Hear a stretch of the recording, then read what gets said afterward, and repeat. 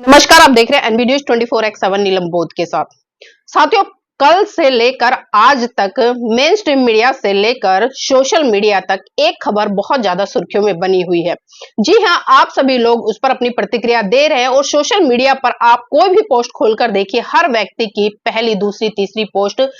इटावा की घटना को लेकर मिल जाएगी। जी हां, कल जिस तरह से इटावा में तथाकथित ब्राह्मण समाज के लोगों के द्वारा जो वारदात की गई, वास्तव में वो मानवता को शर्मसार कर देती है और फिर से मुझे उस कवि की वो बातें याद आ जाती है कि जाति है कि जाति नहीं। जी हां, भले भारत को आजाद हुए आज 77 साल हो गए, लेकिन आजाद भारत की तस्वीर में इस तरह की घिनौनी हरकतें आए दिन आपको देखने को मिल जाती है, जब जाति के आधार पर अत्याचार, शोषण होता है। जी हां साथियों, यादव समाज, ये वही यादव समाज है जिसके महान पुरुष ललई सिंह यादव जी रहे, जिन्होंने की एक बहुत बड़ी क्रांति की। सच्ची रामायण का इतिहास रच के उन्होंने एक नहीं, दो नहीं, बल्कि तीन बार इलाहाबाद हाई कोर्ट से और सुप्रीम कोर्ट से केस जीता और इस देश के लोगों को दिखा दिया कि जो ये ईश्वर नाम की जो काल्पनिक चीजें हैं उनमें कोई शक्ति नहीं है और ये मनगढ़ंत है। और जो रामायण है उसकी तो एक एक चीज उन्होंने पूरे के पूरे इस घटनाक्रम में खोलकर रख दी थी। खैर साथियों, आज मैं उस पर बात नहीं करूंगी, मैं बात करूंगी जिस तरह से जो घटना इटावा में घटी है और उसके बाद में जो लोगों की प्रतिक्रिया आ रही है, क्योंकि जिस तरह से सिर्फ यादव समाज का होने के नाते ब्राह्मणों ने उस व्यक्ति का सर मुंडन करा दिया, उसकी मूछें कटवा दी और उस पर 25,000 रुपए का जुर्माना लगा दिया और उसकी सोने की चैन छीन ली। और इतना ही नहीं, उन तथाकथित लोगों ने, हम गोमूत्र का तो हवाला सुनते आते थे कि गोमूत्र का ये लोग इस्तेमाल करते हैं, गंगा जल का इस्तेमाल करते हैं, लेकिन हद तो इन्होंने मानवता की तब पार कर दी जब ब्राह्मण महिला के मूत्र से इन्होंने उन लोगों का विसर्जन कराया। तो अब सोचिए कि 21वीं सदी के भारत में इस तरह की घटनाएं क्या संदेश देती हैं? क्या आज की युवा पीढ़ी पर इसका क्या प्रभाव पड़ेगा, या जो लोग आज धर्म ग्रंथों को पढ़ते हैं, धर्म की बात करते हैं, उनके चित्त पर किस तरह का प्रभाव पड़ेगा? क्या इनका धर्म यही सिखाता है? क्या इनकी संस्कृति यही सिखाती है? और फिर ये लोग चीख चीख कर कहते हैं कि लोग हिंदू धर्म पर तरह तरह के सवाल खड़े करते हैं। अगर हिंदू धर्म पर तरह तरह के सवाल खड़े करते हैं तो साथियों, उसका कारण ये है क्योंकि जिस तरह से ये घटना घटी और जिस तरह से इस घटना को अंजाम दिया गया, और जाति के आधार पर ये पहली बार नहीं हुआ है। ये तो खैर यादव समाज के साथ में घटना घटी है, इससे पहले भी बहुजन समाज के तमाम जातियों के साथ में इस तरह की घटना घटी है। चाहे मैं राजस्थान के जालौन की बात करूं, जिस तरह से हमने देखा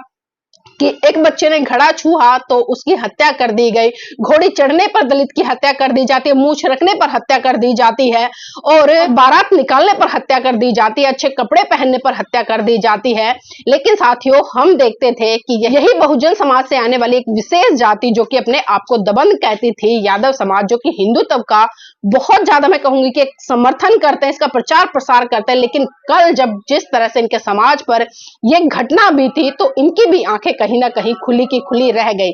तो साथियों, इसी कड़ी में जो ज्योति पीठ के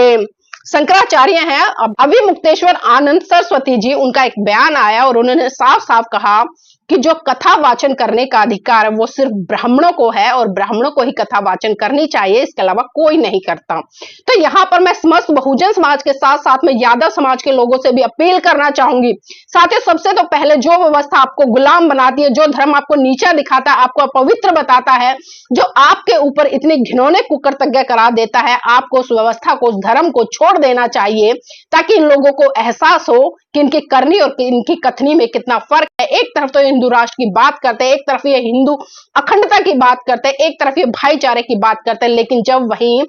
जो शूद्र समाज है, शूद्र समाज से आने वाले लोग अगर संस्कृत में जो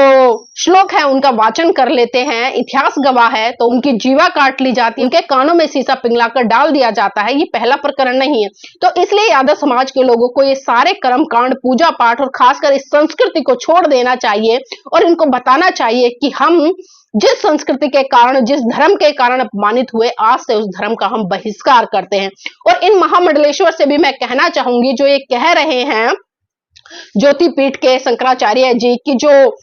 कथा वाचन का अधिकार है वो धर्म शास्त्रों के अनुसार सिर्फ ब्राह्मणों का है, तो आज के बाद जितने भी आपके ब्राह्मण समाज से आने वाले लोग हैं, चाहे वो टीचर हैं, डॉक्टर है, इंजीनियर है, जज है, वकील है, चाहे राजनीति में वो सांसद है, विधायक है, मंत्री है, प्रधानमंत्री, कुछ भी है, किसी भी पद पर है, तो अब सबसे पहले इस्तीफा उन लोगों से दिलवा दीजिए और उन सभी लोगों को कथा वाचन के लिए निकाल दीजिए। और एक काम और कीजिएगा, उन्हें सिर्फ ब्राह्मणों के बीच में ही कथा करने के लिए आमंत्रित करे या उन्हें बुलाए, इसके अलावा किसी भी अन्य समाज में कथा करने के लिए ना जाए। और यहां पर मैं बहुजन समाज के तमाम लोगों से भी कहना चाहूंगी, अगर ये लोग आपके बीच में आते हैं या आपके समाज का कोई भी व्यक्ति इनको बुलाता है, तो सबसे पहले उस व्यक्ति की पिटाई करे जो इनको कथा करने के लिए बुला रहा है, या जो समाज इनको बुला रहा है पहले उनका बहिष्कार करे, तब जाकर इन लोगों की आंखें खुलेंगी कि कथा करना कितना आसान है और कितना नहीं है। और आज इनको इतनी जो पीड़ा हो रही है, क्योंकि जब आप इनके धर्म ग्रंथ पढ़ रहे हैं, इनकी पोल खोल रहे हैं, तो शायद इनको ये गवारा नहीं हो रहा है।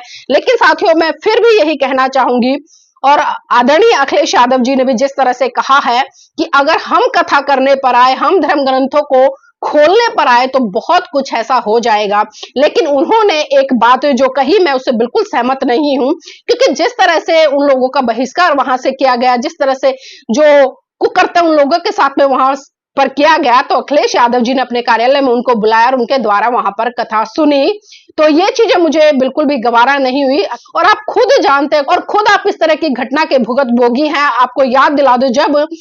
आपका जो मुख्यमंत्री कार्यालय समाप्त हुआ था, तो आपकी कुर्सी से गोमूत्र से धुलवाया गया था, गंगा जल से धुलवाया गया था, और आपको इन लोगों ने साफ साफ कहा था कि आप शूद्र हैं, अछूत हैं, दलित हैं, इसलिए गोमूत्र से धुलवाना तो बनता ही है। लेकिन तब भी आपकी आंखें नहीं खुली, आपके पिताजी का परिनिर्वाण हुआ, उसके बावजूद भी आपने तमाम कर्मकांड इन्हीं पंडों से कराए, और उसके बाद आज भी आप इस तरह के कर्मकांडों में हमें लगातार लिप्त होते नजर आते हैं। और आपने जो ये प्रकरण किया है अपने कार्यालय में बुलाकर, जबकि आपकी विद्वता मैं इस बात से मानते, अगर आप बुलाते और उन चीजों का बहिष्कार करते और आप खुलकर कहते कि जिस धर्म ने, जिस व्यवस्था ने, जिस संस्कृति ने आपके ऊपर यह अत्याचार शोषण किया है, आप उस व्यवस्था, उस संस्कृति, उस धर्म को एक झटके में छोड़ दीजिए ताकि इन लोगों की चूल्हे हिल जाए। लेकिन आप इस पर काम नहीं करेंगे, क्योंकि कहीं ना कहीं आप राजनीतिक व्यक्ति हैं और आपको हर किसी का वोट चाहिए, तो लाग लपेट करनी तो आपकी बनती ही है। खैर, मैं इस पर नहीं जाऊंगी, आप राजनेता हैं और राजनीति में तरह तरह की बातें होती हैं। लेकिन मैं जो यादव समाज से आने वाले लोग हैं, और मैं खाली यहाँ पर यादव समाज के लोगों की बात नहीं कर रही, मैं तमाम बहुजन समाज से आने वाले लोगों की बात कर रही हूं, जिनके ऊपर आज भी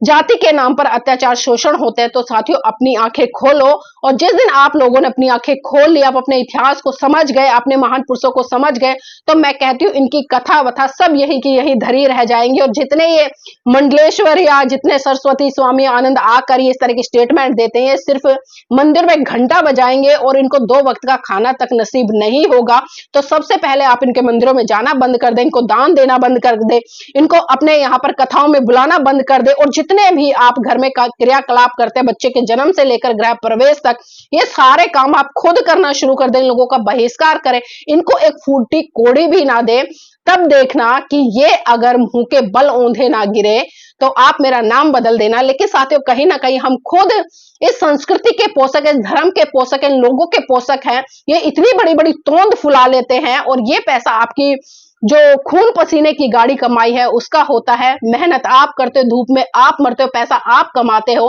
और ये फ्री में मुफ्त की मलाई खाकर अपनी तोंद फुलाने का काम करते हैं। और फिर उसी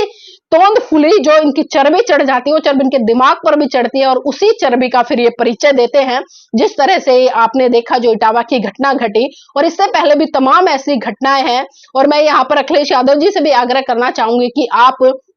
पर्टिकुलर यादव समाज का नेतृत्व करते हैं, तो आपको अपने समाज को जगाने के लिए इस तरह की जो घटनाएं होती हैं, तो इस संस्कृति को छोड़ने के लिए लोगों को प्रेरित करना चाहिए। जो आपके महान पुरुष रहे हैं ललित सिंह यादव जी, उनके इतिहास से लोगों को रूबरू कराना चाहिए, क्योंकि उनका इतिहास कोई छोटा मोटा इतिहास नहीं है। उन्होंने जितनी बड़ी क्रांति की है यादव समाज के लिए, शायद आज तक मैं समझती हूँ किसी ने भी नहीं की है। लेकिन आप फिर भी ना समझ बने रहे, तो इसमें कुछ किया नहीं जा सकता। तो साथियों, मैं चाहूंगी आप इस वीडियो को लाइक करें, शेयर करें, और कमेंट करके अपनी प्रतिक्रिया जरूर दीजिए। क्या आपका आत्मसम्मान जरूरी है या फिर ये